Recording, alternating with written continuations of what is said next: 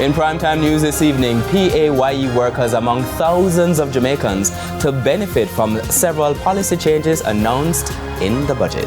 Off-duty policeman charged for murder of Ribby's employee. And legendary reggae artist Coco T passes away at age 65.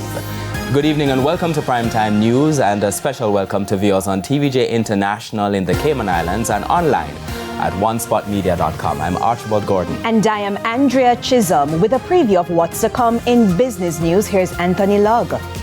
Well, Andrea, you made mention of the budget earlier. Minister with responsibility for environment, Matthew Samuda, is issuing a strong warning to Jamaica's international financial partners, and Minister of Finance, Favour Williams, announced a micro-market on the Jamaica Stock Exchange. The details later on in the business day.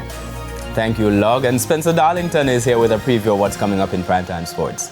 Thank you, Archie. Well, we have got some news about the certification of the track at the National Stadium, which has been resurfaced. We'll tell you more in Primetime Sports later. I hope that's good news, Archie. And with a preview of what's to come in the weather report and forecast, here's Romaine Robinson. Thanks, Andrea. Now, we still have sunny conditions across most places tomorrow. We're expecting that as we move into the weekend, Thursday and Friday, we should see an increase in clouds, showers, and possible thunderstorms across sections of the island. There's more in the weather report and forecast later on. There's also E-Prime and sports commentary, but before the break, the feedback question. Okay, Archie, and this evening we're asking, what's your favorite Coco T song? I love it. You can share your comments online, facebook.com/televisionjamaica. And post on X at TVJ News Center.